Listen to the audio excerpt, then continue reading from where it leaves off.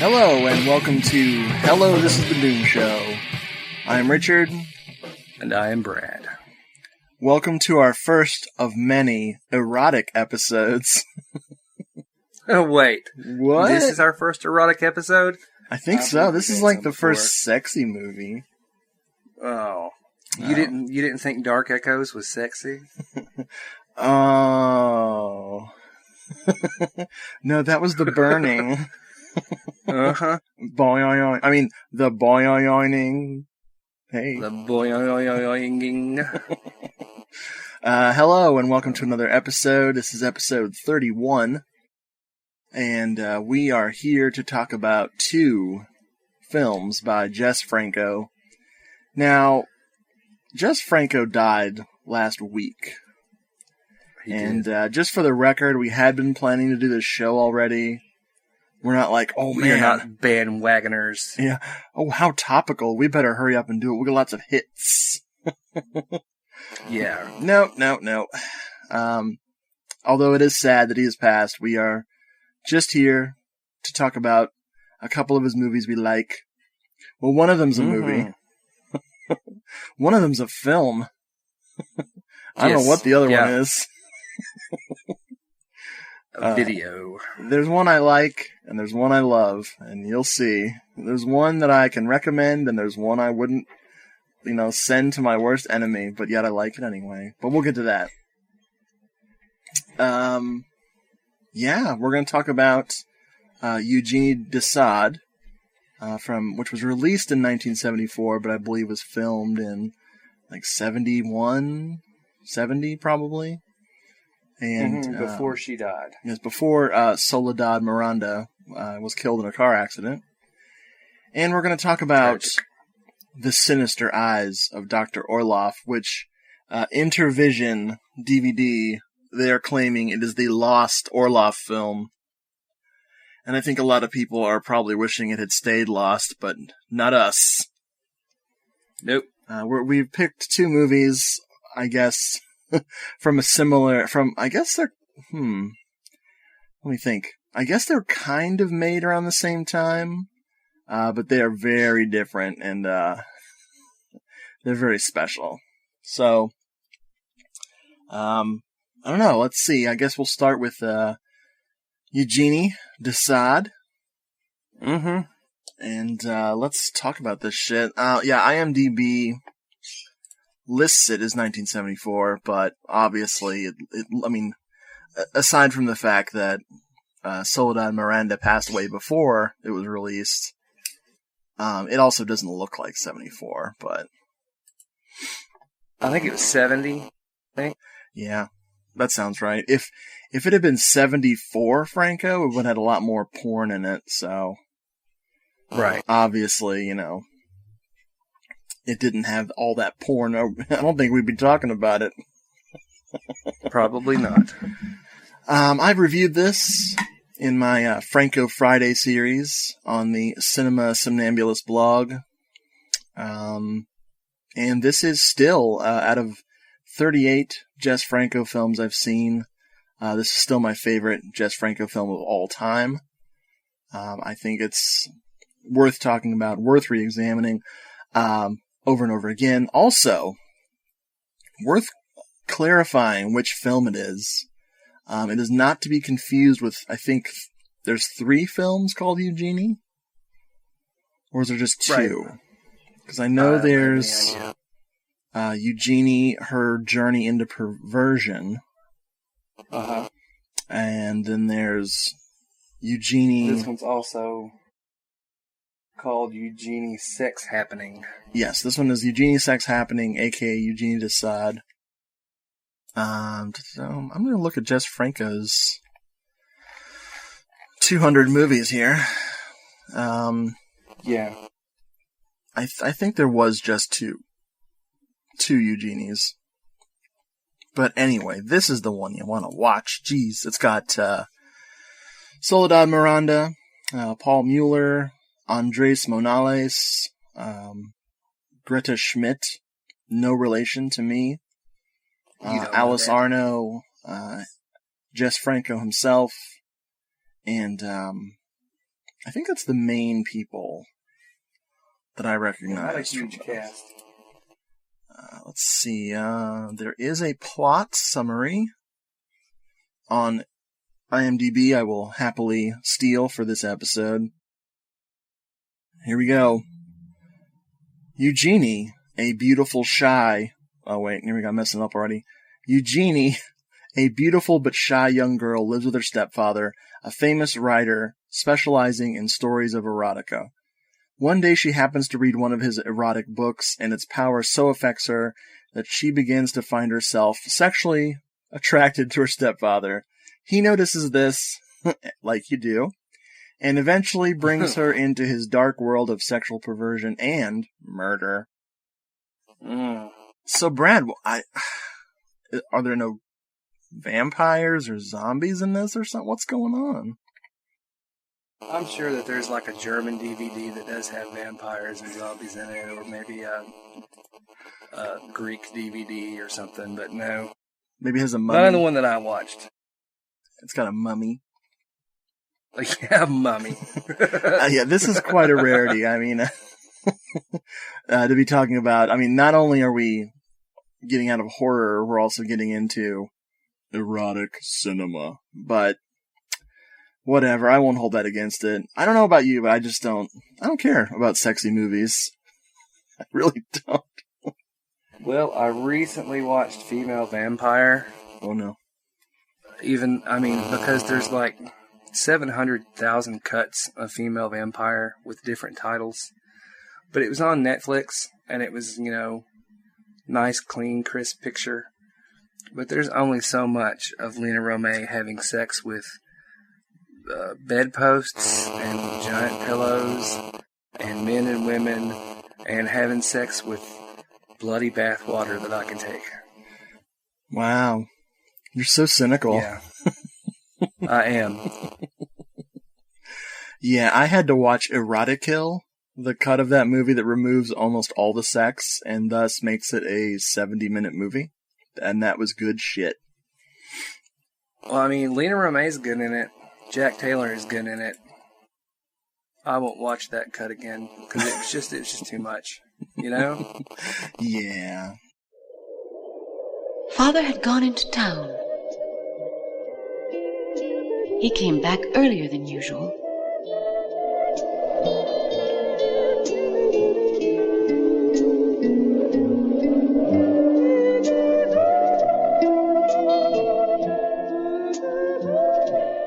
I curled up on the couch before the fireside, my body vibrating, responding to a bizarre feeling, a mixture of well-being and apprehension.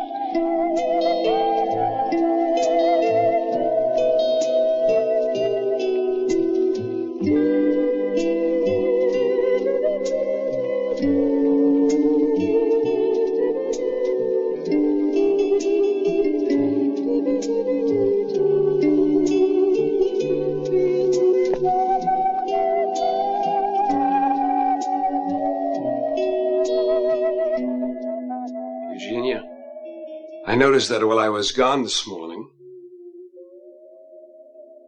you took the book that I had hidden there. I did. How did you find out? There's nothing to it.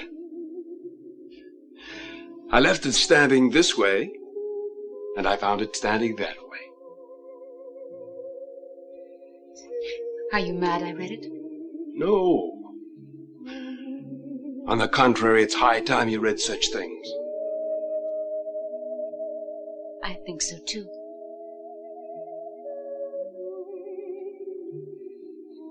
You did like it, I hope. More than anything I've read in my whole life. So how did you discover Eugenie sex happening? I got a bunch of Franco's from Netflix and was just kind of going through his filmography. And it's funny because this is also, I'd have to say, is my favorite Franco film, which is odd considering that I am more of a horror guy than I am like a erotic thriller or erotic artsy film kind of guy. But as we will discuss, this just has too much going for it. Oh, yeah. Paul Mueller is in it, and he, anytime he pops up, I'm excited. Boy, that sounded bad, didn't it? Mm-hmm. Oh, Paul Mueller. Yeah. Well, I mean, he's been in so many things, from Ivan Piri to tons of Franco, you know? Oh, yeah. Lady Frankenstein, he's in that. Been in some giallos, too. Yeah, I mean, he's a Umberto Rejo type character, you know, very recognizable in a ton of stuff. Always makes something better by his appearance. Definitely. But then, of course, Soledad Miranda, which is just a tragic story all the way around anyway. Yeah. But of all the films that I've seen her in, she gives a very good performance in this.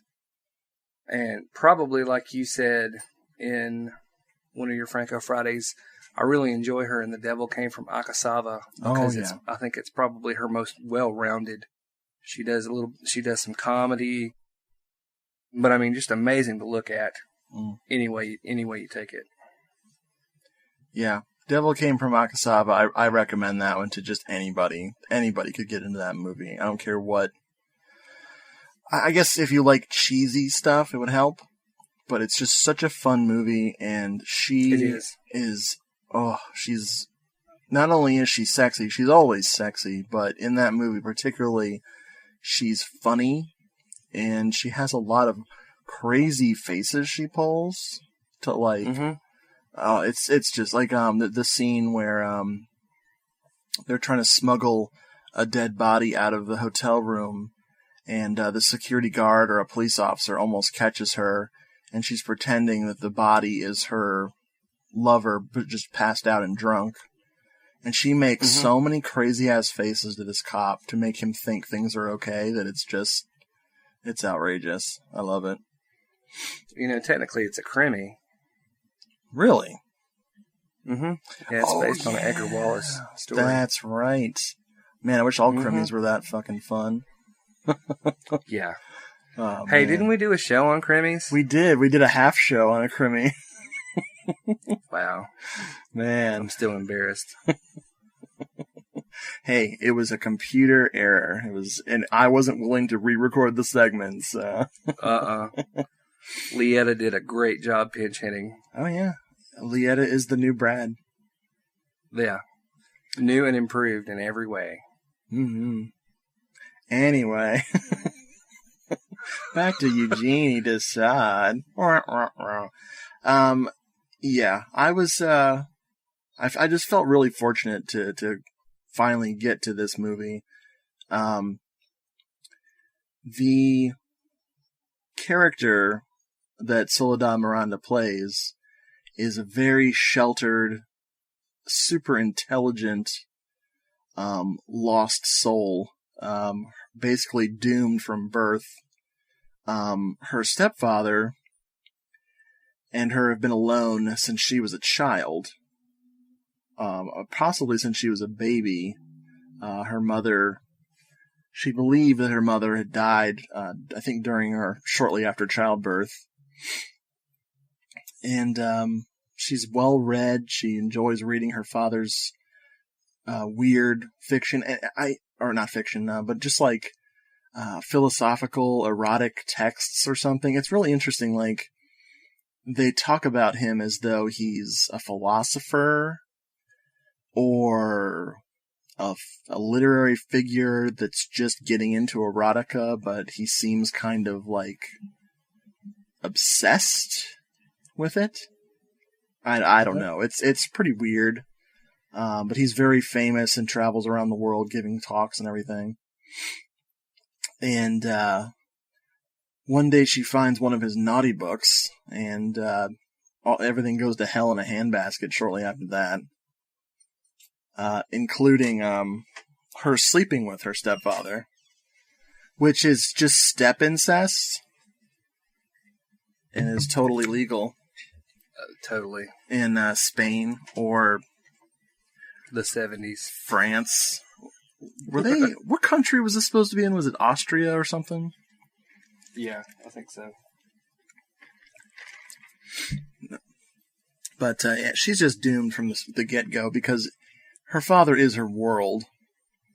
And, I mean, I don't know how old she's supposed to be. To protect the innocent, let's just say, hey, she's 18, okay? Yeah. Or 21. Yeah, that's when it's okay to sleep with your stepdad, right? Yeah. Mm-hmm. So they begin this love affair. And Paul Mueller has very strange back hair and weird patterns on his back. I don't know if you noticed that. No, I did not. Well, let's stop recording and you go watch that part again where they're getting it on. Well, I have trouble looking at Paul Mueller when Soledad Miranda is on. I need you to suffer. Yeah. But yeah, they become lovers. And of course, the next obvious step is that he's like, let's make these sex games deadly. Let's go find hitchhikers and prostitutes that we can murder. And right. I'll take pictures or film it, and that'll be our kick. So they're making frickin' snuff movies. They are. Oh, which of course, I totally forgot how this movie starts because I'm a dumbass. The movie opens up. Jess Franco himself is sitting in a theater, and he is watching a snuff film that Eugenie and her father had made. It starts off like a sexy thing where she's just fooling around with a girl, but of course she trades places with her father and he strangles the woman to death. And we discover that Eugenie is in the hospital, dying. And Jess Franco's character, named Attila, of course. Of course. Attila Tanner, which is... I think I've met 2 or 3 Attila Tanners in my time. 2 or 3? Yep, very common name. Mm-hmm. And he asks the dying Eugenie to tell the story of her father, because he's writing about her father. He's also a writer, and he was very into his writings and wants to tell the whole story of Albert Radek de Franval, which is Paul Mueller's name in the movie. Right. So anyway, we go back to Albert and Eugenie picking up women, killing them for fun, and just like getting more and more sinister in their acts. And how could you escalate this game, Brad? You've killed a hooker or 2, you've killed some hitchhikers. There's got to be a more insidious game you could play. Any ideas? You could make someone fall in love with Soledad Miranda, then kill them. Yeah. That makes me horny just thinking about it. I'm telling you. So, do you find this to be maybe his most stylish film?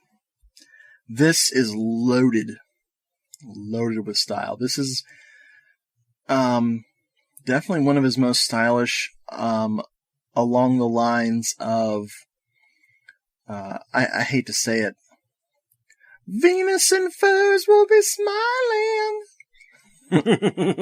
Fucking Venus and Furs. That's almost like the apex of Franco's stylishness from this time period. And yeah, I'd say this is one of his most stylish, easily.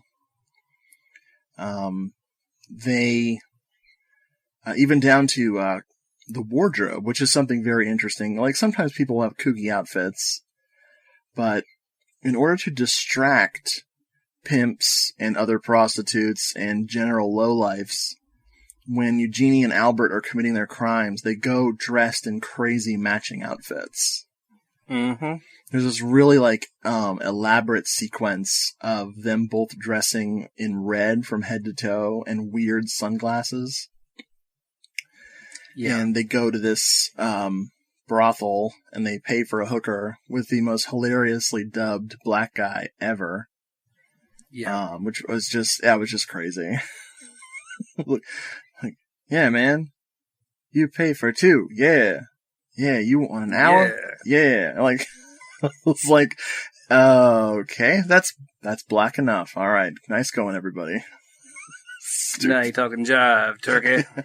But that's the thing, like, if they'd gone for the jive turkey thing, it would have been okay, but this was so, like, it was like a half-assed jive talk. It was really sad. Like, But hey, whatever. So, and I want to come back to that scene actually really badly. The first killing that they actually pull off. We'll come back to that big time. So enter Paul, a dickish jazz musician played by Andres Monales. And he's this this guy is such an asshole. He's a jazz musician. He's very political, very outspoken, really shitty with women. Eugenie, her mission is to seduce this guy and, like Brad said, get him to fall in love with her and then kill him. Or get him to kill himself, whichever. Whatever they can do. Yeah. And she starts this relationship with this guy. And oddly enough, he's kind of like the polar opposite of her father because he has a really hairy butt and legs. So if you combined Andres Monales' body with Paul Mueller's body, you'd have Valdemar Daninsky. Oh, man. You know, the best thing about this movie that I can say, being a Franco fan, is the sex scenes are short. Mm-hmm. I mean, they're long enough to get your attention if you're looking for them, and they're short enough to where you're not looking at your watch like, oh god, I can't stand any more of this guy's butt wiggling around, you know? I mean, I like seeing Soledad Miranda naked, but come on, this is enough. Well, she narrates the film. Oh man, you know, when has narration ever saved a film other than this? Yeah. Maybe Messiah of Evil. Yeah, because I love the narration in Messiah of Evil. Eugenie Desaad has the fucking best narration. It is so well delivered. I would love to know who the voice actress was that did that. Well, at one point when they pick up the girl hitchhiker, she says something like she was Austrian and an idiot. Oh yes, they do pick up the ditziest frickin' chick ever. Was that Kitty? Yeah, I think it was Greta Schmidt. It was. I don't know if she was anything cousin. else. I don't know if I. Well, let's look. Nope. She was in a TV show. That was it. No orchids for missing Blandish. Mm. That was a good episode of that show. Oh, I know, right? No, I think if the film has any weakness, it's Paul. I don't like that actor that played Paul. He's not. Why do we care? Why would we care if they kill him? Because he's a dick. You know, I do not care. I think that he works for me because he's playing an asshole. That the ironic thing is that, of course, she's going to fall in love with him. She would have fallen in love with anyone. If he'd sent her to go seduce Jess Franco's character, you know, like, she would have fallen in love with him. I think it doesn't matter who it was. The first taste of freedom from her fucking crazy, horrible life that she thinks is great, I think it would have worked. And Paul is a dick, and the actor is really good at playing a dick. But, I don't know, something about it works. Like, yeah, I mean, I definitely see your point, though. Well, I mean, it strikes a balance, the film does, between having very little plot, but enough style and atmosphere, and just on-screen chemistry that it works. Yeah. Yeah, because Paul Mueller and Soledad Miranda have amazing chemistry. Mm-hmm. Like, it really works. Like, as sick as their relationship is, they sell it, that it really comes across. I mean, it's a very quiet film, too. Yeah. It's almost like a character study. Yeah. You've got a quote from it in your Franco Friday. It says, "I'll never forget the first time snow fell that winter, as if by some enchantment everything became white, neat, unreal, strange."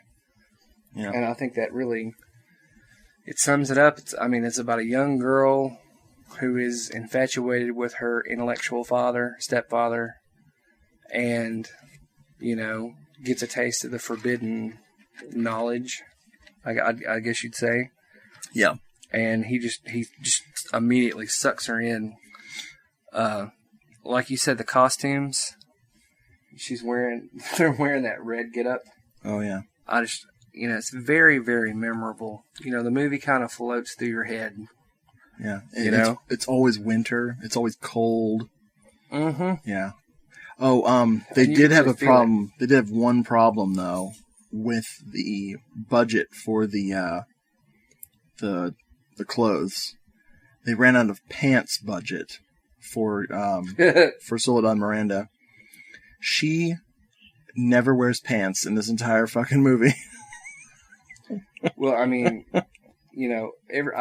if people haven't, I would implore them to go and look at your Franco Friday. It's number 13. Mm-hmm. Your screenshots are outstanding. Yeah. Just really outstanding. The last one in particular is one of my favorites, where they're all in shadow, where Franco's character Tanner has stopped them and they're talking. And I think it's funny. Franco doesn't have a whole lot to do in the film. No. As Tanner, but he really adds to it. Yeah. Yeah, he Tanner's the character of Tanner, he's a fellow writer, but he has figured out where Albert's writing and where his intellectual journey is taking him, and it's taking him to murder, leading to a criminal life. Taking his ideas and making them, flesh in the real world. And so he's kind of like a detective following them on their journey. Mm-hmm. And in some cases, I think he's trying to talk them out of it. Trying to stop them from going too far, or something like that. So, excuse me. When they're in whatever city they're in, he'll just show up. And yeah, that's that shot where they're kind of window shopping, and then he shows up. And the whole scene is played out with everyone in shadow. You can tell who's who by their body language and by their silhouettes. And it's like, it's just even the dialogue is well written. This just I can't. If you're looking for an example of just Franco firing on all cylinders, this is it. Yeah. I have yet to see anything that just blows me away. I've seen a lot of fun stuff, like Kiss Me Monster, which is fan-fucking-tastic. Oh my god. Well, one of the Red Lips. The Red Lips Detective Agency. Mm-hmm. One of the comments left on your blog from Jeffrey, and I'm assuming, I don't know for sure, but I think it's Jeffrey Canino from nessuntemore.blogspot.com, who is currently doing a Francothon. Oh, man. One of the blogs that I never fail to read. He put, watching Soledad Miranda in this film is like being intoxicated with erotic sadness, and you rightfully pointed out in your comment back to him that sums up Eugenie Desaad quite well, and I have to completely agree. No doubt. And I don't know how much sadness is imbued in Soledad Miranda's films, because we know that her life is tragically cut short. Yeah. But this film I think that does sum it up just perfectly. Yeah, it feels like a love letter to her. It does. You're absolutely right. I would like to write a love letter to Bruno Nicolai. You should. Why haven't you? Oh my God. Bruno Nicolai does the score for this. You probably have heard his name a bunch of times with the giallo genre and working with Ennio Morricone and stuff. Bruno Nicolai does a score for this. It's just outstanding.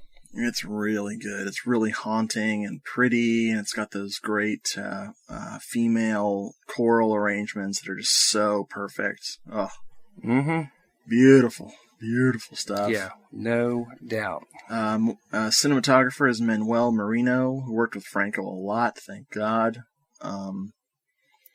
Some of the lens flares, like there's a stripper sequence that is just like, woof, so hot. Oh, man. Doesn't matter. As usual, someone doing a striptease in a Franco film can't dance to save their life, but who cares when the cinematography is perfect? They all went to the Erica Blanc School of Dancing. Because what is it? The night Evelyn came out of the grave, yes. She does that dance out of the coffin, and then in the special features, she's like, I taught myself how to dance, and I did a great job. And I was like, everyone's nodding and smiling. You sure did. Yep, you sure did. Like when she stuck her butt out of the coffin, that was great. Yeah. Also, there's a rival school you can go to, the Susan Scott or Nieves Navarro School of Dancing, and wig play. Yeah, and they teach you how to put on blackface for really offensive nightclub act. Exactly, strange wigs. Oh man, metallic wigs. Oh. Yeah, that the wig school is its own wing of the fucking college. I want to go back to that scene where they first dress like crazy people, go to the brothel, pick up the girl. There was a moment when Alice Arno, who I've seen a bunch, Alice Arno was in a bunch of Franco stuff. She comes out, and they're standing there watching her, and they're telling her to strip and everything. And, he's like, how about something more kinky? And she puts on fake blood splatter and gets out chains and whatever, naughty outfits and stuff. And the look on Eugenie's face, the disturbing excitement that's like bubbling under the surface, like she knows what they're going to do. She knows what's coming, and she is like terrified and excited, and it's like, oh my God, it's so like it's that turning point in that character's life when it's all about to go horribly wrong, and it's oh my God.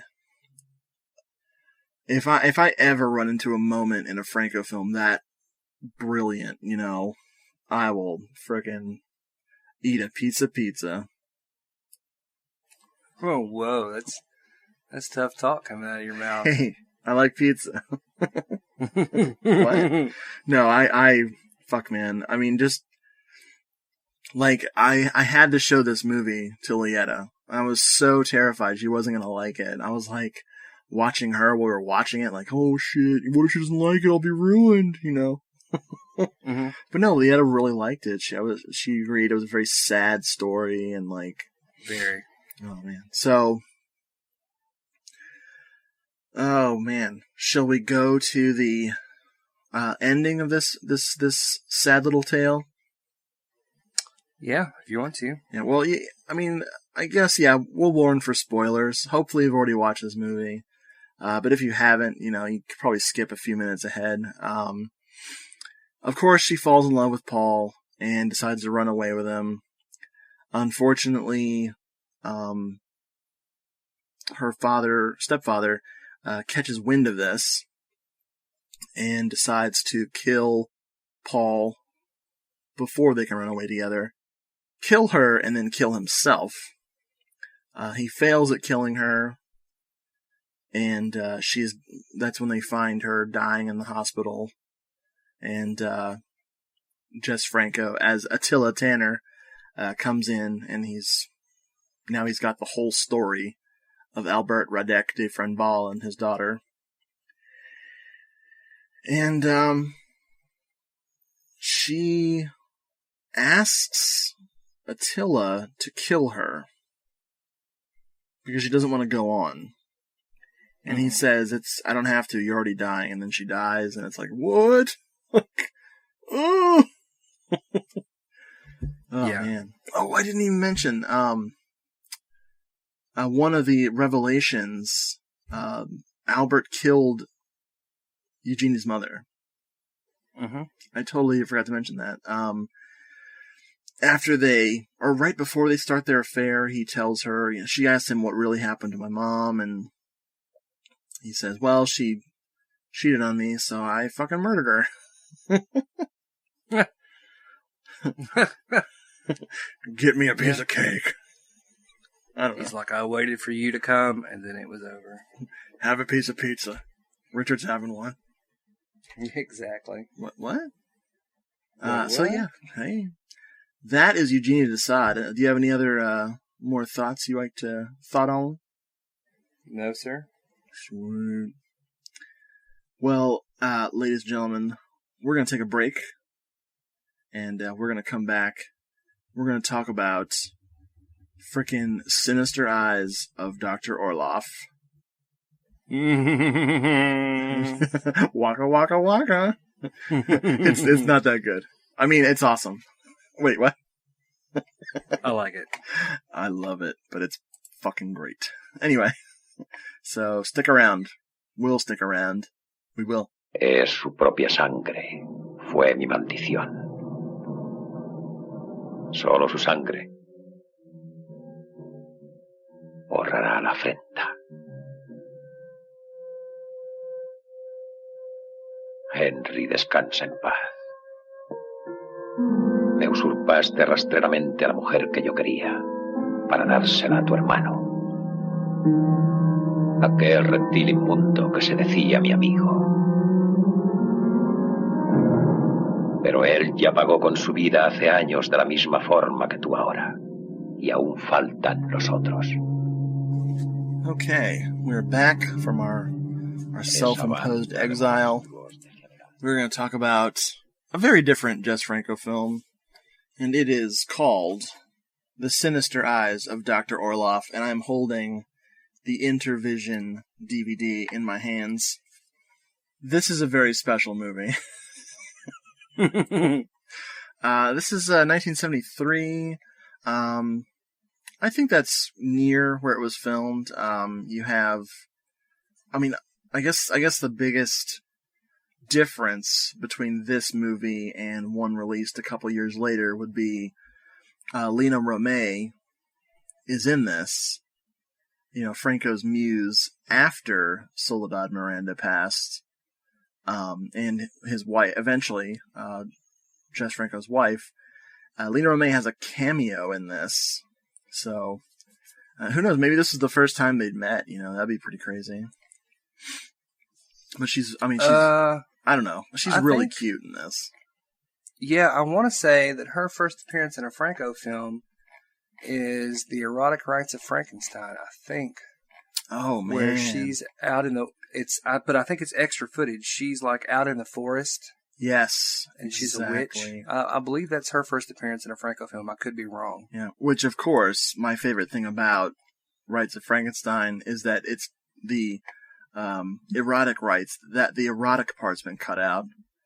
So they show her about to masturbate, and then they show her readjusting her clothes. Mm-hmm. So you're like, ha you almost I beat you, Franco. You're stupid. You can't even masturbate right, idiot. Anyway, I don't know. I love the Rites of Frankenstein. I will never, ever want to watch the actual erotic rites, like the actual porn version of that. It would ruin it completely. I'm going to read the plot synopsis from the back of the Intervision DVD. I am actually going to spend some time defending this frickin' movie. This edition, since I've never found a copy of this movie anywhere else.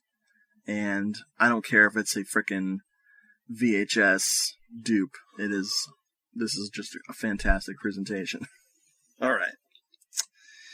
Let me find... Okay, here we go. In this 1973 Orloff shocker, William Berger star... What? What was that? Shocker! I'm shocked already.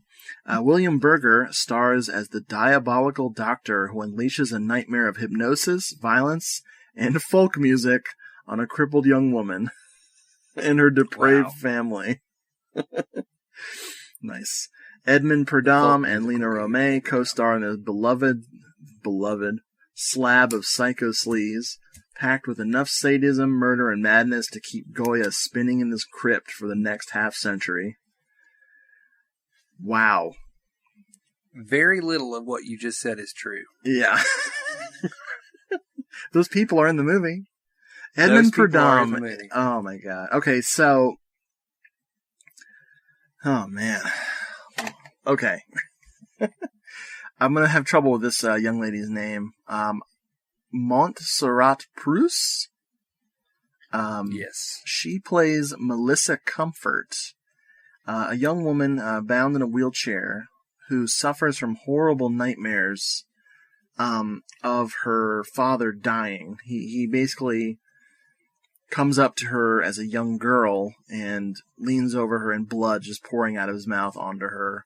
And he dies, she screams, she wakes up, and she's haunted by this over and over again.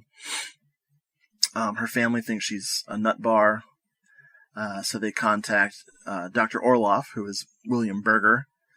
Love William Berger. He shows up to help her, quote unquote. But before we get to him, we get to meet her awesome, is it her sister-in-law? Martha? Let me look at the...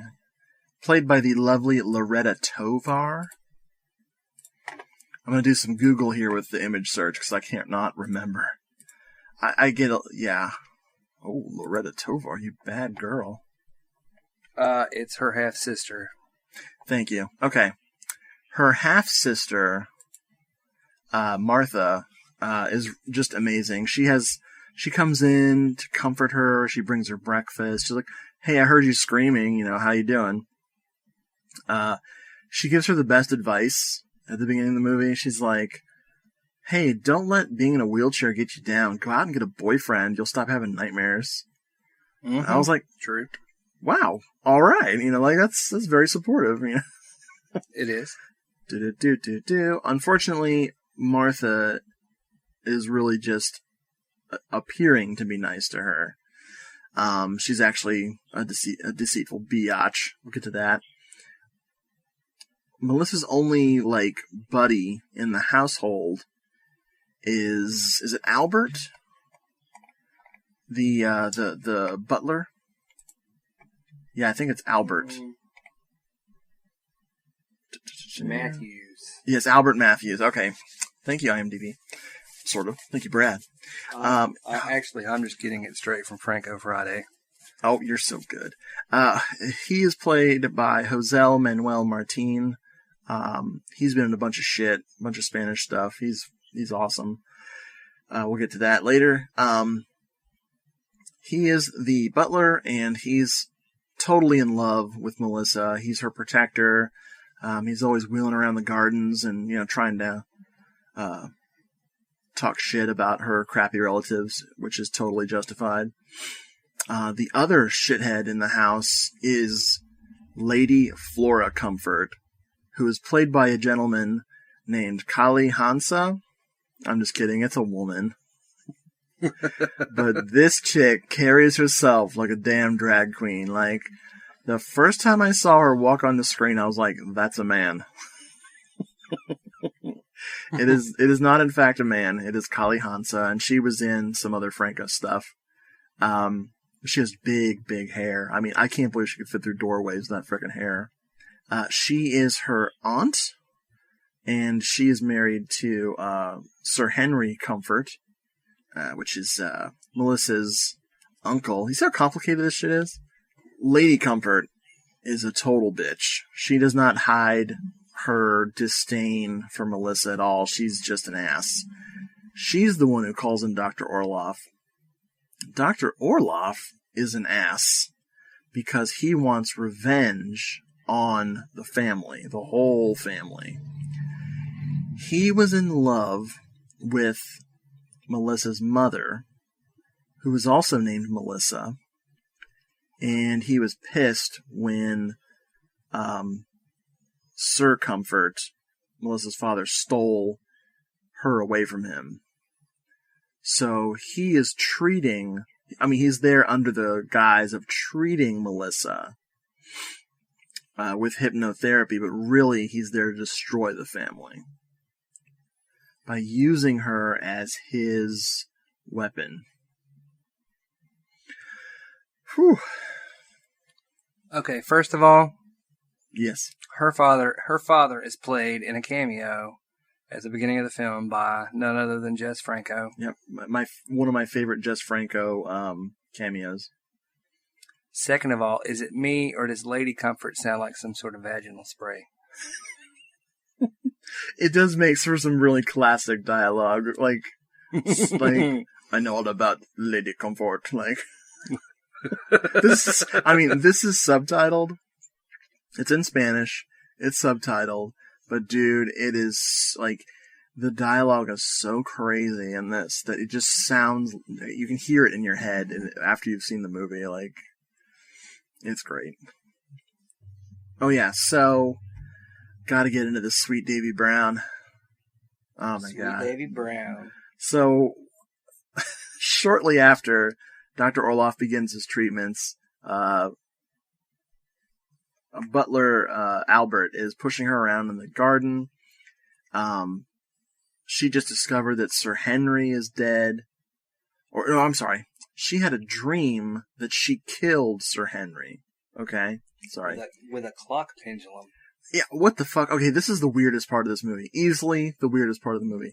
She takes a clock pendulum and uses the sharp end, apparently they have sharp ends, slashes his throat, but they keep saying that she pierced his uvula. Did you pick up on that? Men don't even have uvulas.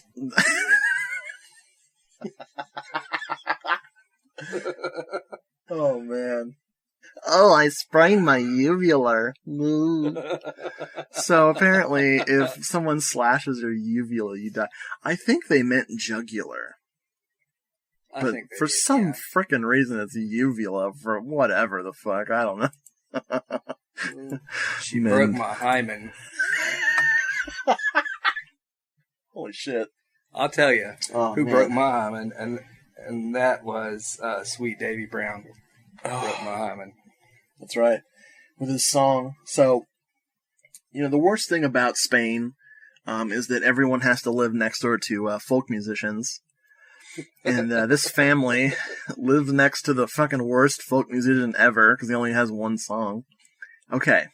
I'm going to play this song now for you. So, enjoy it. Okay.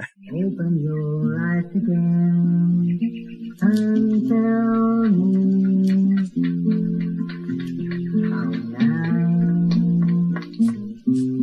how nice the trees can be, how high the blossoms grow, and flowers. That is the song that he plays. Anytime he's playing music, he plays that fucking song. Yeah. And I love it because I think, this is just my theory, that's Jess Franco. That's Jess Franco on guitar singing that horrible fucking song. That's just my theory. I can't prove it, but I hope it's true. So, Albert goes to check Sir Henry's gun collection because someone tried to make it look like he'd gone hunting. But she's had this dream of killing him and she needs some proof. So Albert runs off to go check the guns. While she's there,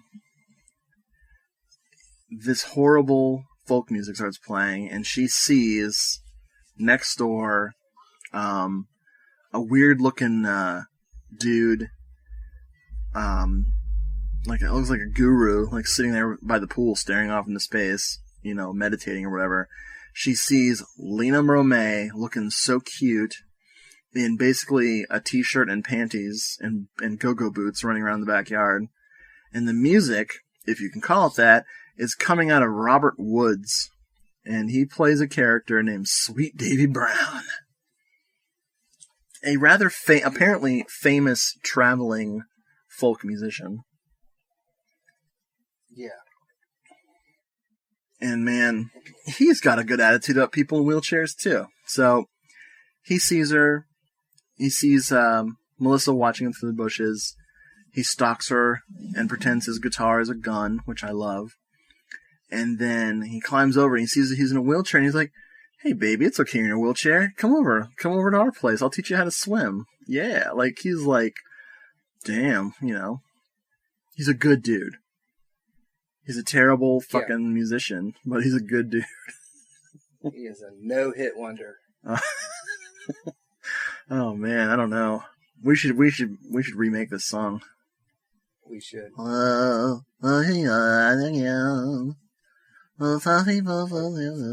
Anyway, I promised myself I wouldn't do that. So, of course, Sir Henry was fucking murdered. Of course, it's really obvious that Dr. Orloff is somehow controlling Melissa. She starts whacking all kinds of people. The saddest thing is she kills Albert. He tries to escape with her, and they have a flat tire out in the middle of nowhere in the most visually interesting scene in the movie. And Dr. Orloff uses his powers, and she beats poor Albert to death with a frickin' tire iron, which is the saddest thing ever, because he was in love with her. Mm-hmm. Yeah, it was bad. The reason the scene is awesome is because not only are they using smoke machines, but they also are using a smoky filter on the film, and it looks like an acid trip from hell. Like it's really weird looking. It's really, it's cool, but it's like I guess they're like, no, we need more fog. We can't do this without more fog, son. So it's a cool scene. I really like that scene. But we find out that, of course, Lady Comfort and Martha both know that Dr. Orloff is up to no good. They don't know the extent of his plans, but they do like that he's trying to get her committed so they can take the inheritance away, etc., etc. And it's almost like an afterthought when we finally hear Dr. Orloff confess his plans to We hear it, but we don't read it all because the subs are missing. Yes, that's my one complaint about the Intervision DVD is there's a couple chunks of missing frickin' subtitles. And one of them is when he is telling us his secret plan. It's pretty redundant. I can't imagine there's any major revelations there. But what I want to know is who is his frickin' assistant? Not a clue. Okay, so if anyone out here, I'm really bad with faces of actors and actresses and remembering names. If you're out there and you've seen this movie, who is William Berger, Dr. Orloff's assistant? She's this blonde knockout who helps him with his plot. And she is not listed anywhere in the credits that I can find. So if you know who that is, let me know. But he goes over his plot and he has the list of names of everybody in the family. Of course, everyone, including Lady Flora and Martha are on there. And he's got this big fake looking jar of blood that he uses for ink. Oh, it's beautiful. Love it. Love Dr. Orloff, man. So, I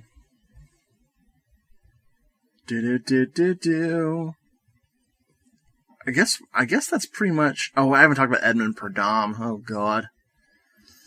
Yeah. Could Dracula. Edmund Purdom is amazing. I really like him in pieces. And I love the fact that he directed Don't Open Till Christmas. Mm-hmm. Oof. But man, in this movie, he's overused and wasted. Yes. Ugh, I could not give less of a crap about his character. Like, they have a couple jokes that didn't translate very well. The best moment is when the black lady comes in and he totally hits on her. Did you catch that? Like, I'm not sure that I did. Because he gets a phone call, someone's looking for their missing husband, and he basically hangs up on her. And then later, the black lady shows up. I think she was the one on the phone, and she's like, "Where's my man? I'm trying to find my man." And he looks at her and is just like, "I wish I was your man," or something along those lines. He's really smooth, but other than that, the only thing he does is not respond to Sweet Davy Brown's suspicions that some shit is going down the Comfort manor. Because the whole half of the movie is Sweet Davy Brown trying to convince Edmund Purdom that something's going on. He just goes, "Oh, it's impossible, I don't believe it, blah, blah, blah," you know. "You damn hippie, what are you smoking? Is that a cigarette or is that some funky acid?" You know, like, I don't know. It's pretty fucking bad. I mean, it's not the worst thing I've ever seen, but it's definitely not my favorite part of the movie. I do like the other cop. I think it's, might be Joaquin Blanco, who has the great, awesome gray hipster haircut. Mm-hmm. It looks like it's bulletproof. Like if they sent him into the field and someone tried to shoot him in the head, the bullet would be deflected by his badass hair. That guy should have been doing some fucking investigating. Mm-hmm. Okay. Although this plot is so ridiculously ridiculous, I guess I'll warn of spoilers. So, if you've made it this far, either in this podcast or watching this movie, you know, skip ahead.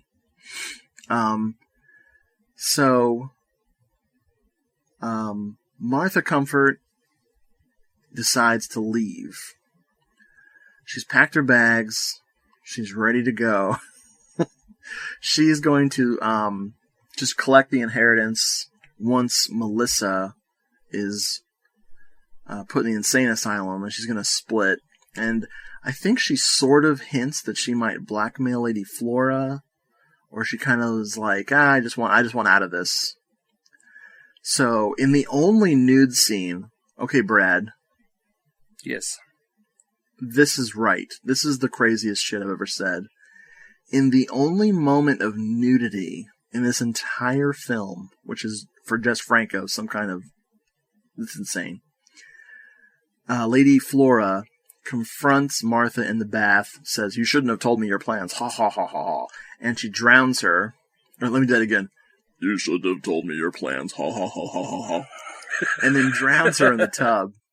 And we kind of see Loretta Tovar's boob for 2 seconds. Yeah. And it's like, I can't believe that. That's when it occurred to me that there had been no nudity at all until we saw a little boob. And I was like, oh man, I loved Jess Franco without sex. Like, this is awesome.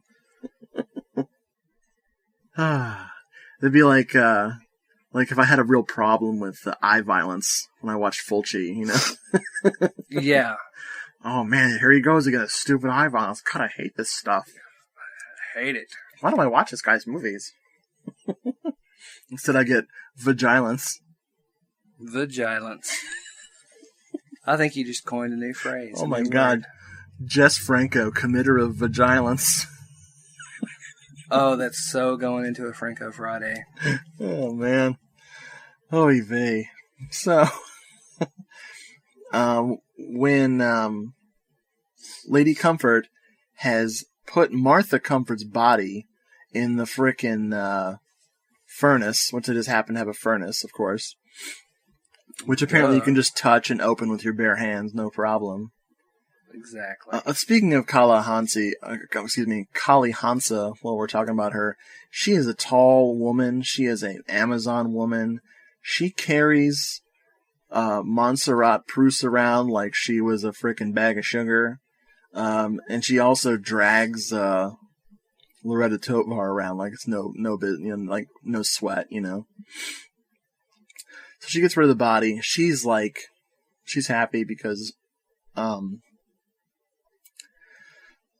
Martha Comfort told the cops that she was going to leave, so they won't suspect any foul play because she'll just be missing, whatever.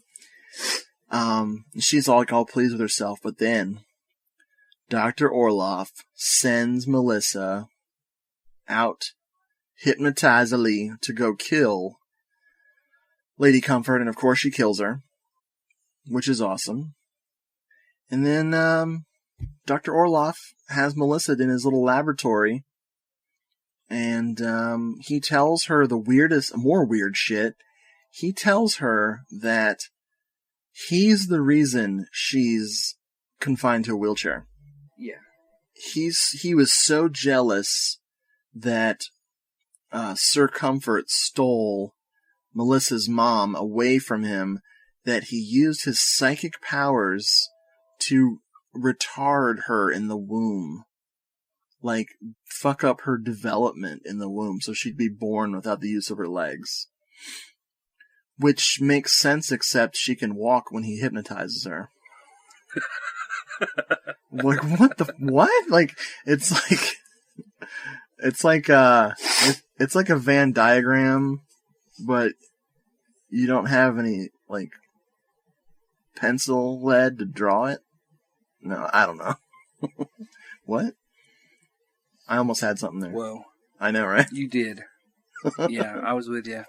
I'm just trying to say, Brad, I got no lead in my pencil. Hello? Does anybody even use pencils anymore? No, it's all cell phones now. What? Oh, boy. Dude, vigilance. Vagilant. I don't have a uvula, I'm a man, bitch. Oh, boy. You know, Jess is rolling around in his grave, all right? Poor gentleman. Poor Jess. Man, it's all due respect, man. I love Jess Franco. I love his movies, but I also hate the majority of his directed works. Like, when I make fun of Jess Franco, I may call him a scoundrel, but his stuff means a lot to me, and I love to attack the things I don't like about his movies in a joking manner. So, just in case you guys weren't picking up on that, I do love the dude. And him dying last week, I don't think would have affected the way the show turned out. Probably not. Nope. It should have, all right, but it didn't. Yeah. Anyway. Yeah, there were no discussions of any reverent tones or anything like that. No. So there's only 4 people listening to this show anyway. Yeah, we'll only offend all of them. Uh-huh. Yep. So Dr. Orloff, during this revelation, he's, I think he's gonna kill her with an overdose of morphine or something like that. And Sweet Davy Brown has finally somehow convinced Edmund Purdom to at least come to the house. Or at least go to Dr. Orloff's secret basement hideout or whatever the fuck is going on. To at least come with him and check it out. They hear a scream. They kick down the door. And Edmund Purdom starts blasting away. Kills Dr. Orloff, kills his assistant, who we still don't know who that actress was. And Sweet Davy Brown takes Melissa in his arms, and they leave. And that song starts playing again, I think. So anyway, that's the whole movie. Brad, do you like this film? I do like this film. I have several comments that I would like to make. Bring it. Okay, first of all, I threw this last minute into my birthday order. In fact, my wife was looking at the stuff that I had in the wish list, and then all of a sudden, there it was. She's like, wait a minute. I'm like, yeah, I just threw that in there. The cover is amazing, although Even if you'd have said this movie sucks, I still would have bought it because it was cheap and the cover's great. Yep. If you look very closely at the cover of will. the Intervision DVD, do it now. I'm looking. Let me ask you a question. Are you familiar with The A-Team, the television series from the 80s? Yes. Okay. Look at Dr. Orloff on the cover there and notice how he looks nothing like William Berger, but exactly like Colonel Decker, who was chasing the A-Team. God. Man, that It guy happened. was everywhere. I'm telling you, it looks exactly like him. In fact, I Googled him. I'm like, they had to get the wrong picture and draw it from that. Dude, that's hilarious. Because if you flip it over, you look at William Berger, and nope. They got the lips wrong, the nose wrong, and it looks the eyes exactly wrong. like Lance Legault, the guy that played Colonel Decker on the A-Team. Dude, that's a weird revelation. Yeah. This, to go hand in hand with the almost complete and total lack of nudity, this film is one of the Franco films that would have probably lended itself perfectly, and may have, I don't know, to late night viewing on terrestrial TV when I was a kid. Oh, no doubt. Yeah, that's one of the things I like about it, too. Yeah, it gives off that vibe the entire time. All they would have had to do is cut out, 12 frames of her in the bathtub. I mean, you'd still get the idea. And it would have played perfectly. As far as I know, this is the only time that Dr. Orloff was not played by Howard Vernon. Because I believe he was booked to do something else. Yeah. And if I remember correctly, William Berger had just got out of prison for a drug charge that he was falsely accused of. So he strolled out of prison and right into a different kind of prison. The Jess Franco Vigilance prison. For men. For men, yeah. Where they were cutting his uvula. Mm-hmm. No, I like this film. There's a little bit of style. The opening flashback scene or her dream is really good. Towards the end, there's some shooting through curtains with the curtains blowing. Yeah.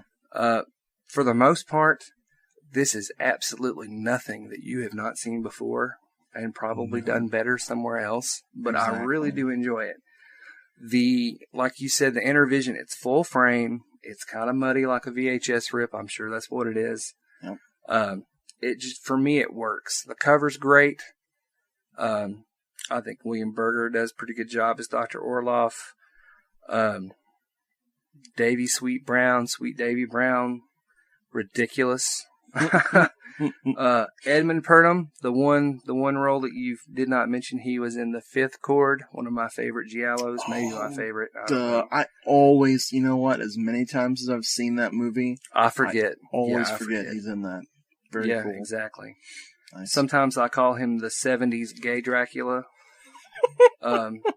because nice. The original gay Dracula is Liza Minnelli's ex-husband, that guy she married back in the day. Do you remember who I'm talking about? The music producer or whatever. Oh God, what a creep!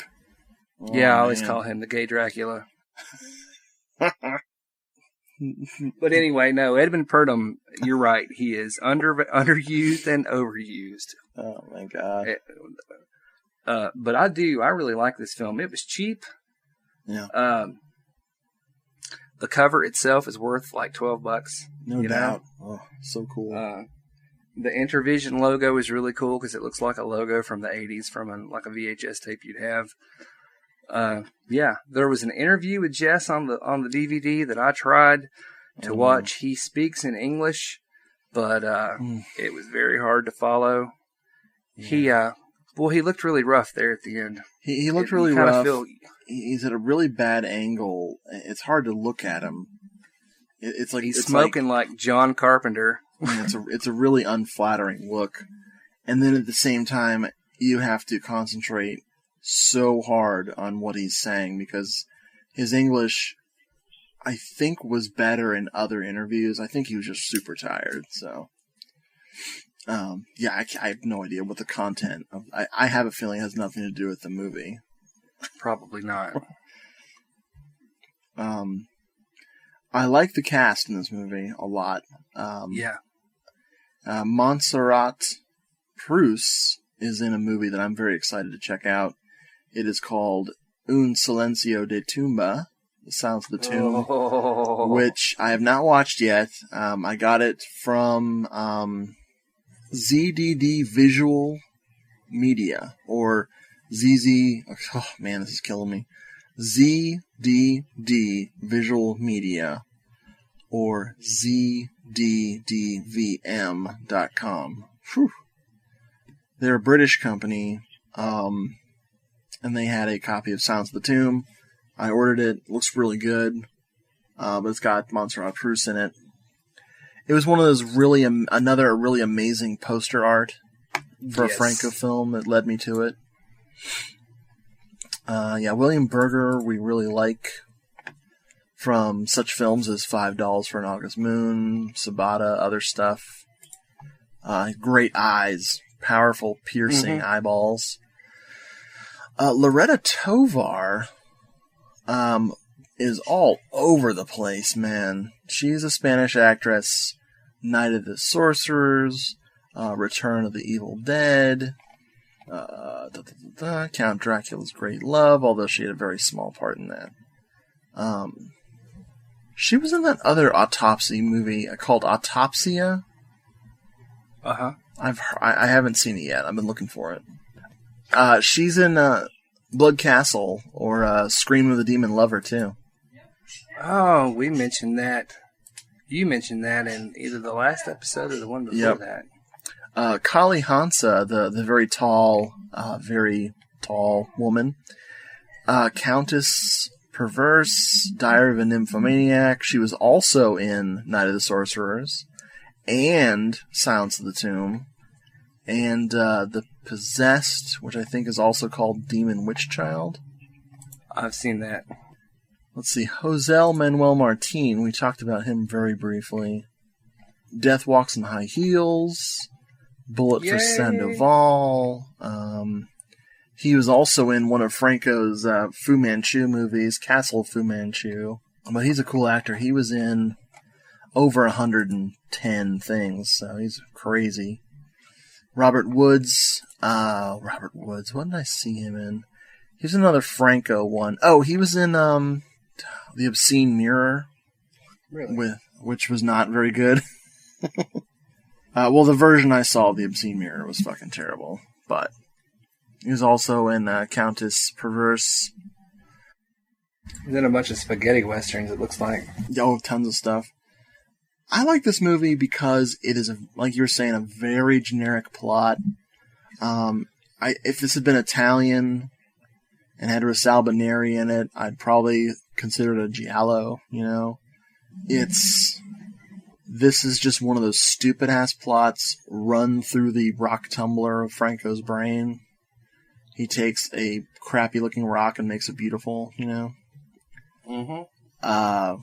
This is just something I would love to drop on somebody and not tell them that it's crazy. Like, I just want to show this to somebody who's never seen a Franco film before and just tell them it's this awesome mystery film. Like, they need to check this shit out, you know? Like, oh man, that'd be so funny just to watch their reaction, you know? Yeah. Because it's really, I mean, I think this is a really bad movie, but it just hits the little notes that I want to hear. You know, it's got the weird score. It's like real noisy, discordant score. It's got beautiful women. It's got like kind of odd cinematography, experimental weirdness, like fisheye lens shit, and it has, like you're saying, one of those plots that's perfect for the late show. Oh yeah. And this easily would have played at a drive-in, or in the middle of the night on friggin' WGN or some shit. And I really, really like this movie. I know in my heart that it's bad, but it's a good bad. Yeah, I mean, and I would say it's probably got some rewatchability. Yep. Well, I've watched it 3 times now, so. Yeah, exactly. There you go. Yeah. Like I gave it a pretty positive spin in my review. That was from one viewing, and then by the second viewing, I was just like, man, I'm so glad this is like holding up so well, you know? It's not like, ooh, I need to take all that back, you know? No, I mean, you told me, you're like, you're going to like this, and you were right, I did. I know somebody's going to watch this, because I read a few really bad reviews, and I was like, come on, people. This is fun shit. You can't go wrong here. Yeah, that's all I have to say about this movie. I am bone dry. Bone dry. Okay, shall we, take another break, or should we just jump into a little something different for this episode? What do you think? I think so. Is this where we debut my new segment, Where in the World is Martin Luther Presley? Murder. But more than murder. Incest. But more than incest. Eugenia is trapped in both. Or is she trapped?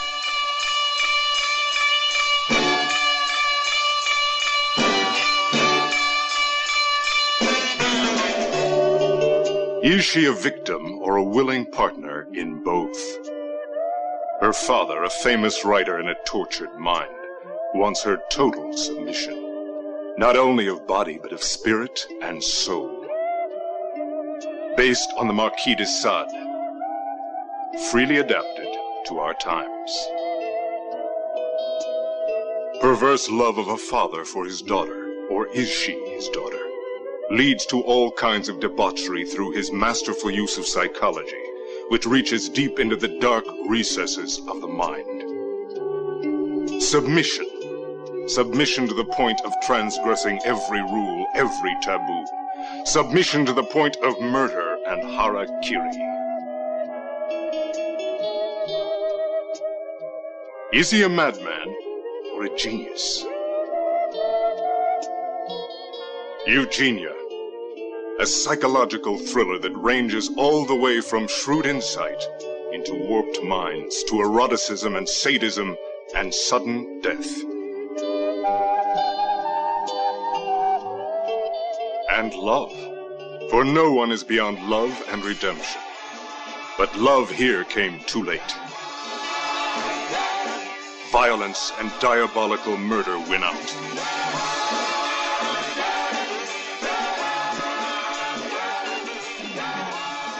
So, I decided that for this episode, I'm gonna fucking hijack question time. Uh-oh. I looked it up, and you did not copyright question time. I did not. And I'm gonna change it for this episode, and it's called Franchise Time.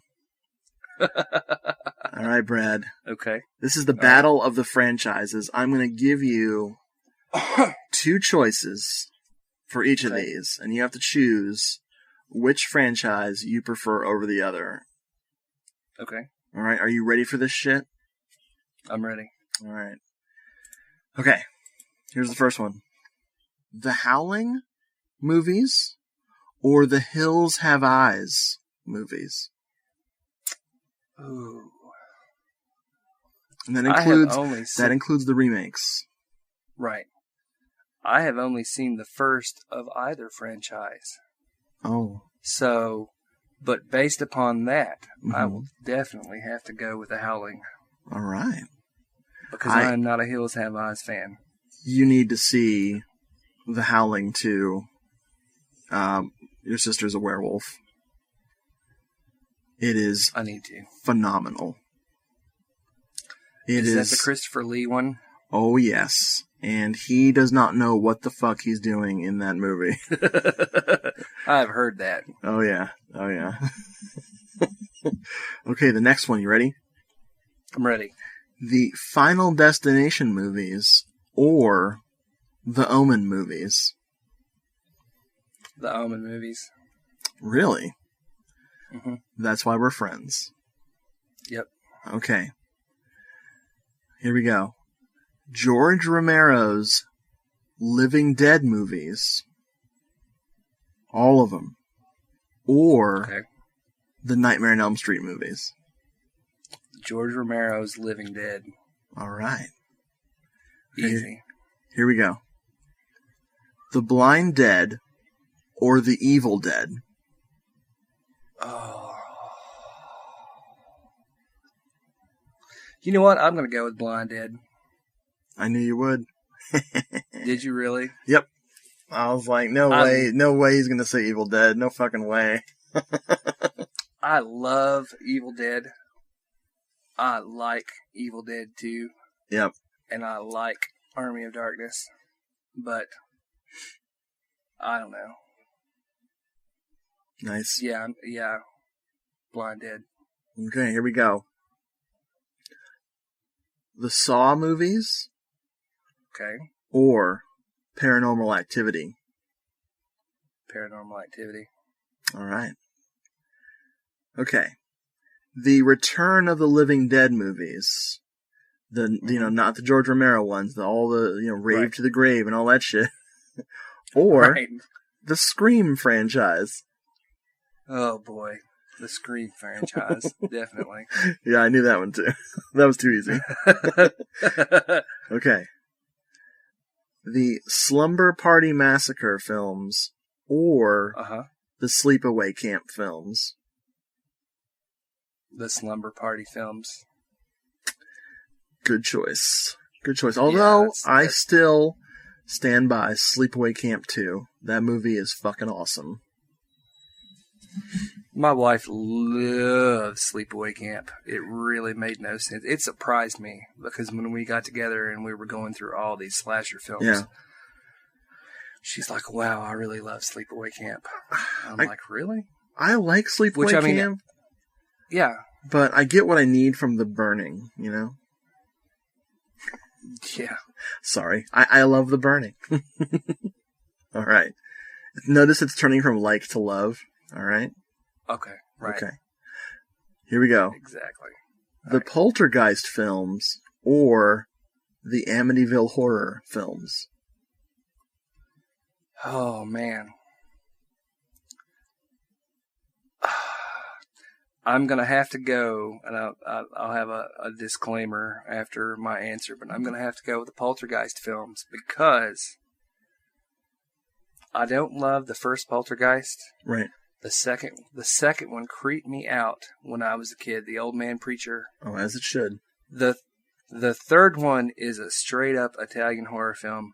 You expect it at the end to say directed by Lamberto Bava. I've still never seen that. I have a soft spot in my heart for Poltergeist 3. Amityville Horror, I've never been a fan of. Ever. Well, I like the book. I read it when I was a kid, and it was creepy. Now, have you seen Amityville Horror 2? I've not seen... No, I have seen 2. Yeah, I do like 2. I would take 2 over 1. Oh, definitely. Because it is a straight-up, it's an Italian horror film. Doesn't it have an Italian director? It does. It's got some good effects in it. It's got Polly from Rocky. Mm-hmm. I mean, come on. I've noticed I went, like... Yeah. I don't know where I was going with that. Anyway. Right. All right, here we go. We're down. We have only have 5 of these left, so here we go. Wow. I know. I really went off on this. Okay. You did. The Child's Play films or the Puppet Master franchise. I have not seen all of the Puppet Master films because there's 40 of them. Yep. But I would still go with Child's Play probably. No, I'm not a huge Child's Play fan. Okay. I'd have to go with Child's Play because I've seen more of them. Yeah, me too. Okay. Texas Chainsaw Massacre or Friday the 13th. Taking all the films into consideration. I'd have to go with Friday the 13th. I love Texas Chainsaw Massacre. I love Texas Chainsaw Massacre 2. The remake was okay. This last one we talked about, the 3D one, I liked it a lot. It's good stuff. I mean, Friday the 13th is hard to beat. Definitely. Okay. The Hellraiser movies or the Exorcist movies? That, so far, is the hardest question you've asked. It gets hard. It's getting harder, dude. Don't even think this is the hardest one. I like The Exorcist quite a bit. Mm. I really like The Exorcist Part 3. Oh, yeah. Part 2 is weird, but good weird. And it is only recently that I've seen Hellraiser 2.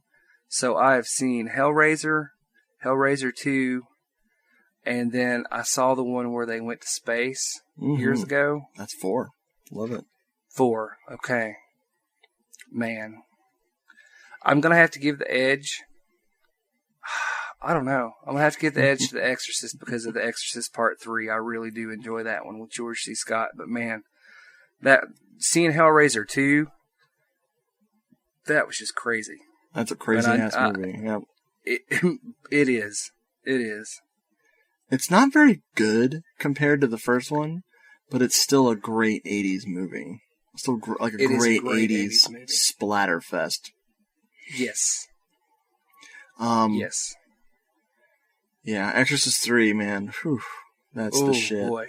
You know what? That ruined band practice the other night because I was talking about how we were talking about movies and we were talking about George C. Scott, and I was talking up Sam about how he needs to see Exorcist 3. And he's like, "Really?" I'm like, "Oh yeah." Shut your mouth. Yeah. Man. All right, we're getting to the last 2. This is the hard shit, dude. You ready? I'm ready. Okay. The Underworld films or the Pumpkinhead movies?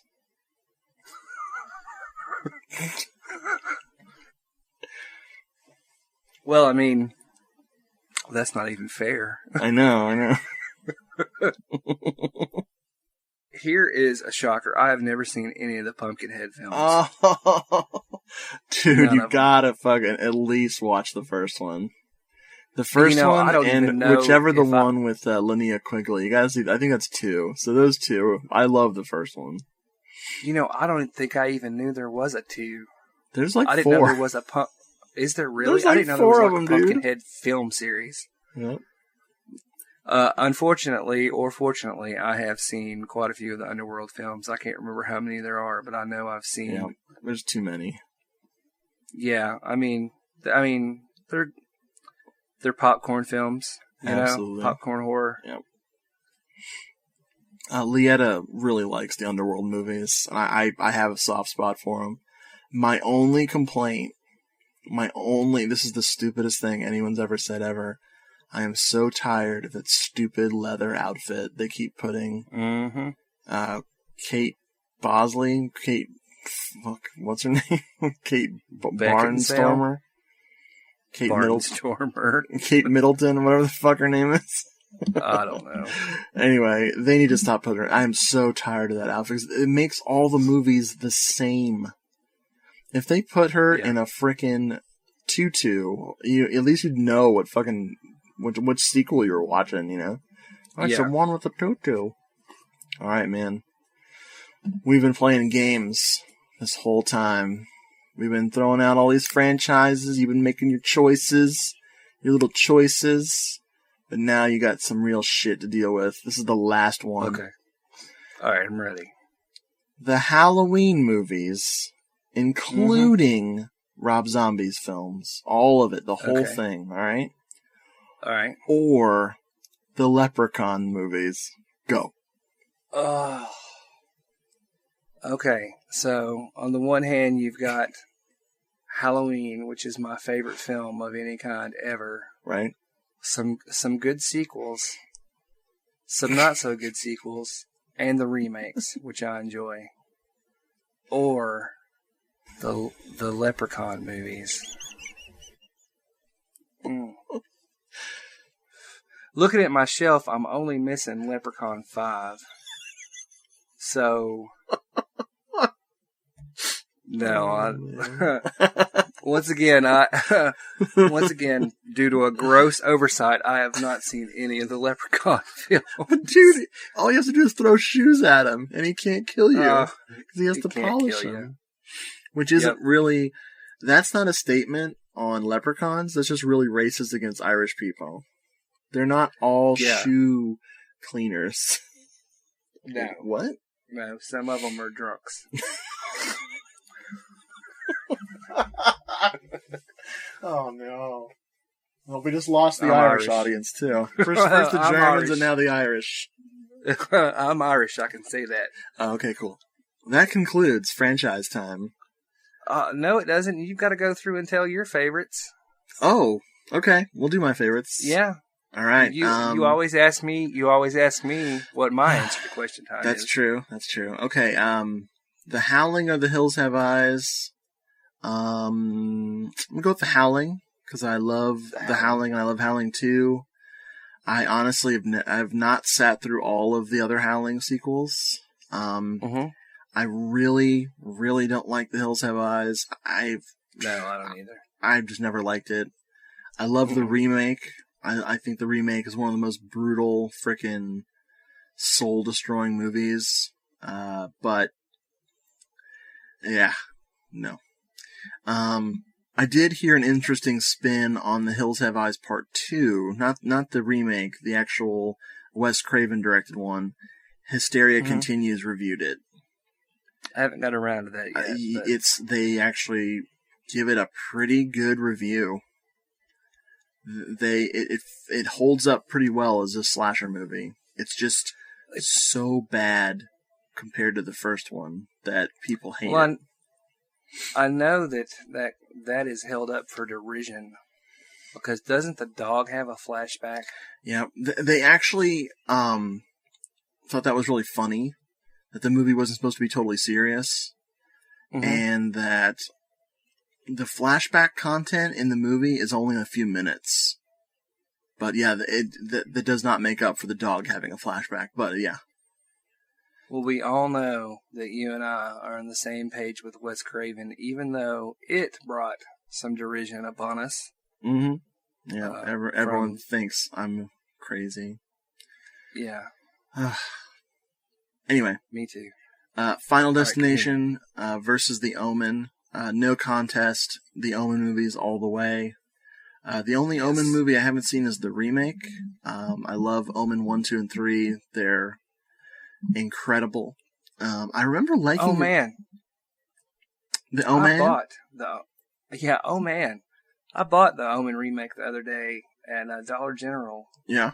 It was $2.99. No case, just a slip case. And we watched it. It was all right? It was okay. Yeah. I mean, it was almost an exact remake of the first one. Wow. It had David Tennant. No, nice. Not David Tennant. Fulis. I know you're What's talking his about. name? I know you're talking about. Yeah, he was the werewolf in Harry Potter. It had him in the his name has escaped me. David Warner role, and I thought he was really good. Yeah, he's the other David Tennant. But yeah, Exactly. Omen 1, 2, and 3, fantastic. Omen 2 is a little shitty, but it has some great moments that, good movie moments that save it. Omen 3 is a childhood favorite. I saw it when I was a kid, and it pretty much ruined me for life. That movie scared. Is that the one with O'Neill? Mm-hmm. I've always loved Sam Neill ever since then. I love Omen 3. Sam Neill. Yeah, no, it's a good movie. I like that one. Final Destination, I've only seen the first two. I really don't like those movies. They freak me out. Right. They scare me. Romero's Night of the Living Dead series versus Nightmare on Elm Street. I'm going to go with Nightmare on Elm Street. I find them very watchable. As much as I love Night of the Living Dead, I just am not in the mood. Ever since I got back into horror, I have not been in the mood to watch Dawn of the Dead. I've watched Dawn of the Dead once since I got back into horror. I still haven't mustered up the courage to watch Day of the Dead, although I've heard good things about it. People seem to have kind of crapped on it for a while. Now they're kind of reevaluating it. Wait, you mean you haven't seen Day of the Dead since you got back into horror? Yes, exactly. Okay. I have not seen that movie since I was a kid when it really freaked me out. The effects are great. Oh yeah, but I still like it. I know I'm going to enjoy it. I just haven't wanted to watch it. I like Land of the Dead a lot. I think people were really harsh on Land of the Dead, and it was, when it came out in theaters, I loved it. I hated the fucking Dawn of the Dead remake. I still hate the Dawn of the Dead remake. Fuck that movie. Land of the Dead is the only real, that's the real shit there. The Night of the Dawn remake can suck a dick. And that's my permanent opinion. There you go. I have not seen either of his Dead movies after that, because I really feel like Land of the Dead was the end. That's just me. I saw Diary of the Dead, Mm-hmm. and it's very preachy. Yeah. Very preachy. Yeah, you told me about that. I tried to watch Survival of the Dead, but I did not get very far into it. Right. I would do the Nightmare on Elm Street Moviethon again. That was a lot of fun. I did the Freddy Krueger Moviethon. I watched them all, including the remake, in a row. And that was a lot of fun. Yeah. Oh, and Freddy vs. Jason, of course. As for the Blind Dead versus the Evil Dead, I gotta go with Evil Dead. I love the Tombs of the Blind Dead, but I can't stand how much they reuse the footage. Every single Blind Dead movie, they reuse the fucking footage from the first movie. Yeah. Drives me bananas. I can't deal with it. One day, if I ever get over that, I'll really enjoy the Blind Dead movies more. But for me, I can only watch the first one. And the first one has a horrible rape scene in it. Holy crap. At least the Evil Dead just has the tree rape. Or as we call it, tree vigilance. I love Evil Dead. Like you, I've kind of soured on Evil Dead 2. Army of Darkness I can watch every 10 years and I really like it. Spoiler alert, I loved the remake. The first Evil Dead I think is great. I think they tried to be serious and they didn't have enough money, but it works. Mm-hmm. I love that movie. I think, because when I was a kid, I loved Evil Dead 2 because it was so fun. And then Evil Dead just kind of, I was like, whatever. But as an adult, like, I love the Evil Dead. I love it so much. There's so much good in that little movie, so. Nice. Saw or Paranormal Activity. I gotta go with Paranormal Activity. Just for the first 3 films. I love the first 3 Paranormal Activity movies are great. The fourth one? Nope. I don't know. I kind of like the fourth one, too. The fourth one, they blew it, man. They just made 3 again with more stuff. And it is not good. Like, I will watch Paranormal Activity 5. I will. But I ain't gonna go see it in theaters. The Saw movies are not as bad as people make them out to be. But I have not had the urge to watch past 2. So, there you go. Return of the Living Dead series versus Scream. Obviously, Scream. I have a warm place in my heart for Return of the Living Dead 3. I love that movie. I wish that we had a decent fucking DVD, or hell, how about a damn Blu-ray of Return of the Living Dead 3. One of the Return of the Living Dead movies... No. Oh, I get it. You know what it is? I get it mixed up. Do you remember they did a Day of the Dead remake? Yeah, I saw it. Nafa showed me a scene from... Nafa showed me a scene from that. I almost wet my pants. I think the zombies are crawling on the ceiling or something. And, oh, man, it was... it was the funniest shit I've ever seen. Scream forever. I love the Scream movies. Slumber Party Massacre versus Sleepaway Camp. I'm going to go with Slumber Party Massacre because 1 and 2 are great. 1 is my favorite, in my top 5 favorite slasher movies of all time. Slumber Party Massacre 2 is phenomenal. phenomenal. It is. I mean, it's not even finished. Like, the movie is so weird, and there's so few connecting moments that it just feels like they didn't run out of money. I think they lost footage or something. It's such a weird ass movie. I do love Sleepaway Camp 2, and I like Sleepaway Camp 1, and I'll never watch past that. Oh no, wait, no, that's not true. I'm sorry. I did see Sleepaway Camp 3, but I was kind of disappointed. It's not terrible, but yeah. Poltergeist or Amityville Horror, I'm gonna go with Amityville Horror. I need to see Poltergeist 3. I need to see it. Poltergeist 2 had the worm when he drank the vodka and the worm, and then vomited up the worm monster, and that made me freaked out. Minute Maid grape juice or Minute Maid berry juice or whatever they made had silt from the juicing process in the bottom when you got to the bottom of the glass, and I was so scared of that silt turning into the worm monster that I'd dump juice out. Like, I would waste juice because I'd get to the bottom of my glass and see that silt, and I'd get almost physically ill. I'd have to dump it out. Thanks, Wow. Poltergeist 2. Yeah, when I saw it when I was a kid, I had to quit drinking vodka. Yeah, you did. No, you didn't. Tequila. Did I say vodka before? I don't know. I don't remember. Anyway, the one with the worm in it. I think it's beer. Beer tastes like pee-pee.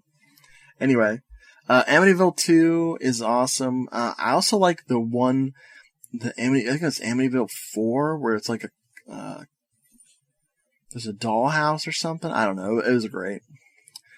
Child's Play or Puppet Master, I go with Child's Play, mainly because of Child's Play 2. Because Christina Elise is in it, and I still have a huge crush on her from when I was a kid. I've seen 1.5 Puppet Master movies. Texas Chainsaw Massacre or Friday the 13th. This is not easy for me. This is a tough one. I'm gonna go with Friday the 13th with the condition that people know that I pretty much love every Texas Chainsaw Massacre movie. The remake, and then the sequel, the prequel-ish thing to the remake, those are okay. They kind of miss the mark. But Texas Chainsaw 3D is fucking genius. Loved it. But I love Texas Chainsaw Massacre and 2 and 3 and 4. The one with McConaughey and, who the fuck is the chick? Zellweger. Oh, God. Wow. Yeah, I can't help it. I like that movie. I remember watching that and thinking, man, the Texas Chainsaw movies, man, they still got it. Wow. And then everyone's like, this is the biggest piece of shit ever. And I'm like, oops. I'm keeping that opinion to myself. Oh, boy. Yeah, I'm a freak. Hellraiser or The Exorcist? Gotta go with Hellraiser. Because I love Hellraiser 1, 2, and 3, and 4. Because I'm a dumbass. I love Exorcist, but like I've said before on the show, and on my blog, and I'll say it again forever, I like Italian rip-offs of The Exorcist. I like Spanish rip-offs of The Exorcist. I'll watch a German rip-off there. I don't care. I love The Exorcist, but man, the rip-offs are so much better. They're so much more fun to watch. And like we were talking about, Exorcist 1 and 3. 2 I need to revisit with an open mind. I've never watched it more than half a try. Wow. Yeah, exactly. Underworld or Pumpkinhead, of course, it's Underworld. Pumpkinhead 1 is, I highly recommend you check it out sometime, especially when you're in the mood for a monster movie. It is a great monster movie, and it's almost a slasher. It's kind of a slasher-monster hybrid. Yeah, I really like it. Lance Henriksen is outstanding. And it's one of those weird movies where it's kind of soulless, but it doesn't feel like... I think we're talking about joyless versus soulless. We were. And it's worth watching. It's just something about it. The tone is really weird. It's got a very... I used to always get it confused with the Rawhead Rex, which I've also not seen for some reason. Oh, Don't Tell Nafa, man. That's a Nafa favorite right there. I just haven't gotten around to it. Oh, yeah, Rawhead Rex. I have seen parts of Rawhead Rex on cable when I was a kid. I have still not sat down to watch it, so I won't tell Nafa either. Please don't. I won't. Halloween series versus the Leprechaun. Of course, the Leprechaun. Fuck Halloween. What the fuck? Yeah. I mean, I'm waiting for when Rob Zombie directs the Leprechaun remake. Now that's gonna cause a stir, man. Man. No, it's the Halloween. I love the Halloween series. I'm so glad I revisited the ones that I've been avoiding. Was it 6? Yeah. You were like, dude, you need to see 6. And I really liked 6 a lot. I was really surprised. Oh yeah, we did all this, the Halloween episode. Burp. Yep. See our Halloween episode. And yes, the Leprechaun movies. I've seen, I think, 14 minutes of those. I've literally seen him kill a person somehow, vaguely, and then I saw them throwing shoes at him, and he was polishing shoes, and that's all I've seen of those movies. Wow. Yep. Oh, man, that was fun. It was I fun. can't believe I tried to get away with not answering those, too. I was like, alright, bye, everybody. Yeah, I was going to call you on it. I got my Just Deserts. What are we doing next? Dude, we are finally getting to a topic that I have been trying to work into this show since episode 1.2. We are going to go into Asian horror, finally. I'm so excited. We're going to talk about 2 films, I think released the same year. Or maybe a year apart. We're going to talk about Uzumaki, which is a very normal, average movie. And we're going to talk about Tomie Replay, a normal, average movie. No, I intentionally picked 2 weird ones. They're classics in the genre, I believe. I love the Tomie series, and Replay is my favorite. And Brad has agreed to be my guinea pig as I force him to watch it. So yeah, we're going to do 2 Asian horror films. Uzumaki and Tomie Replay next time. Yay! Thank you for joining us, and we will see you next time, or you'll hear us. Bye. See ya. Hey folks, thanks for listening. If you want to contact the show, it's doomedmoviethon@gmail.com, or if you want to hear our archived episodes, you can go to doomedmoviethon.com and click on the podcast link. Hello, my name is Rod Barnett. I'm Troy Gwynn. And we are your genial co-hosts for NashyCast, the podcast about the films of Paul Naschy. If you don't know who Paul Naschy is, you need to learn. Spanish horror icon, writer, director, actor, makeup artist. He is all of these things and more. Paul Naschy, one of the greatest genre filmmakers of all time. Do titles like Horror Rises from the Tomb, Vengeance of the Mummy, Werewolf Shadow, House of Psychotic Women, Blue Eyes of the Broken Doll, Mark of the Werewolf make you want to see more?